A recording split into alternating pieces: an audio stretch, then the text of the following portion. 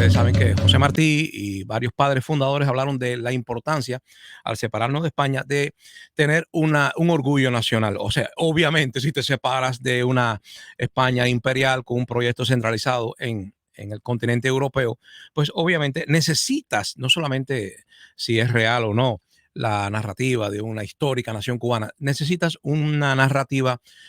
romántica, nacionalista que nos inspire, porque los seres humanos somos así, necesitamos altos ideales para a veces enfrentar la dura supervivencia en el mundo material. Necesitamos ideales. Y en definitiva, todo lo que nosotros hemos construido en la vida social, pues es bastante artificial y bastante relacionado con la ley positiva, no con la ley natural. Esa ley natural habría que ver qué derechos naturales tenemos. Yo no sé si en nuestros genes nosotros portamos algún derecho natural. Dicen los religiosos, y de ahí se secularizó después, de que nosotros tenemos un derecho natural porque fuimos construidos inicialmente a imagen y semejanza de Dios. Pero nuestra sociedad política no está hecha, y me estoy basando en la visión religiosa, a imagen y semejanza del cielo. No creo de ninguna manera que nuestra sociedad civil y política organizada por nosotros mismos tenga nada que ver con una sociedad política que exista en el cielo, entre Dios, sus ángeles, sus servidores celestiales. No creo que tenga ninguna relación, porque en definitiva nos agrupamos y usamos nuestra inteligencia, que según la narrativa judeocristiana, nos robamos del jardín del Edén y nos llevamos a otras tierras esa inteligencia. Pues esa inteligencia nos permite, porque tiene la potencia de hacer el bien o el mal, y aquí en sociedad política pues hacemos el bien y el mal, y de forma, quiero decir, autónoma, de forma independiente. La primera independencia política del hombre es frente al mito, la superstición o frente a la religión revelada que viene de lo alto, ¿no? Supuestamente salimos del jardín del Edén, un lugar paradisiaco donde teníamos no solamente vida eterna, sino de forma natural podíamos sobrevivir sin necesidad de usar máquinas y sistemas financieros, pero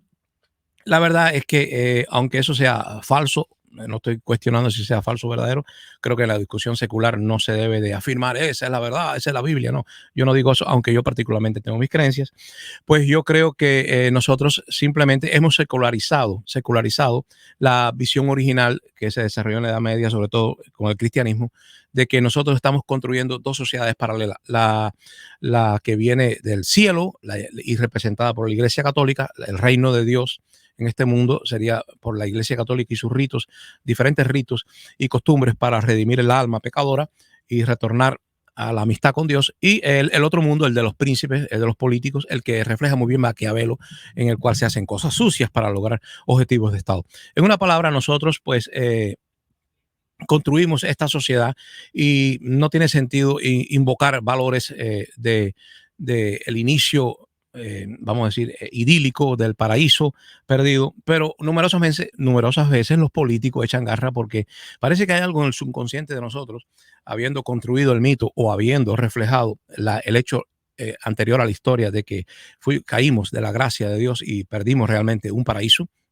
de felicidad material y espiritual, pues en definitiva,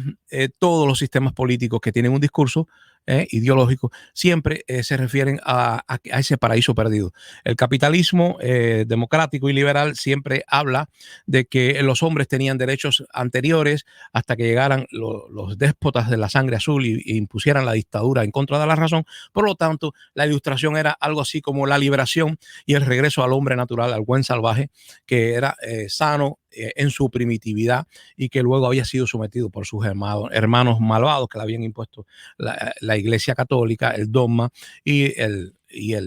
la teoría de la sangre azul. O sea, en la Revolución Francesa se apeló a eso, se dijo incluso en los pronunciamientos para poder romper el antiguo régimen, se dijo que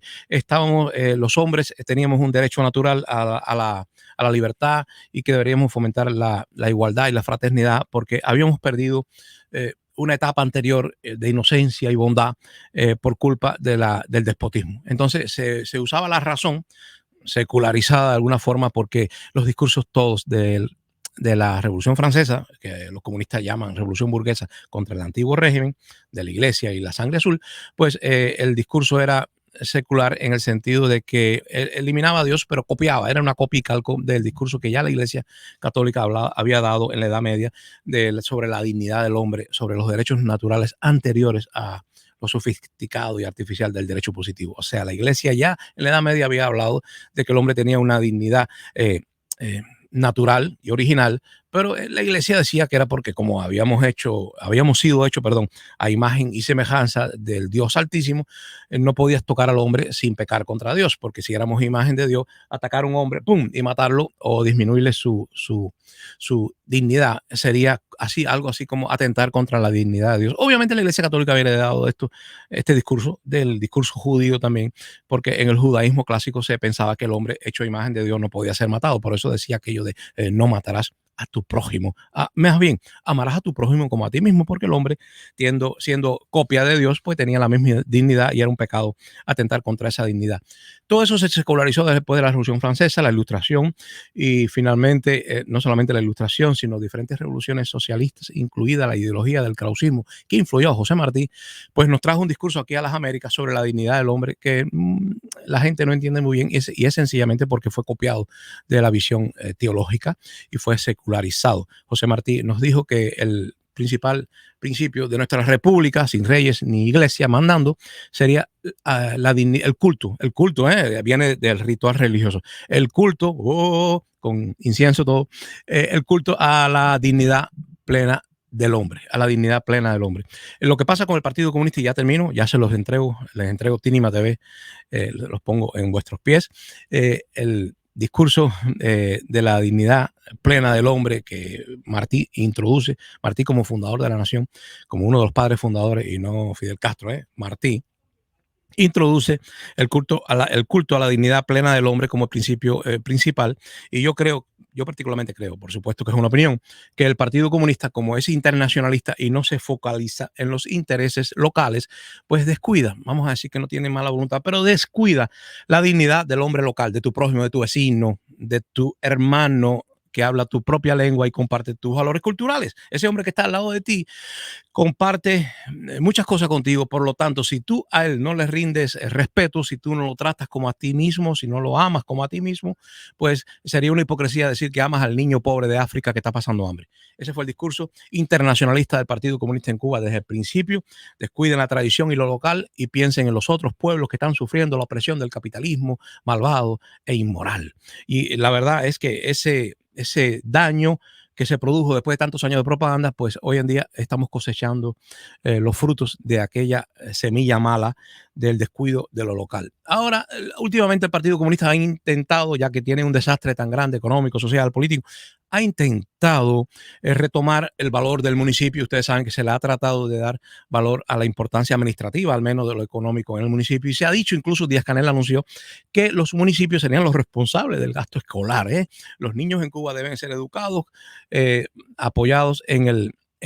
la función administrativa de los gobiernos locales, provinciales y municipales. Quiere decir que ellos reconocen que han fallado en esa idea totalitaria de descuidar lo local, pero también yo digo, ellos no dicen esto, de que el Partido Comunista fue el culpable de destruir el orgullo nacional. Hoy en día los cubanos quieren ser extranjeros, de hecho quieren mudarse al extranjero, vivir vidas extrañas, vidas que imaginan, no siempre logran este sueño, es muy difícil de lograr ser otra cosa que no eres tú mismo, y los cubanos todos se quieren marchar de Cuba, y los que no se quieren marchar de Cuba dentro de Cuba están simplemente copiando, imitando en la izquierda y en la derecha patrones extranjeros. O copiamos dentro de la isla al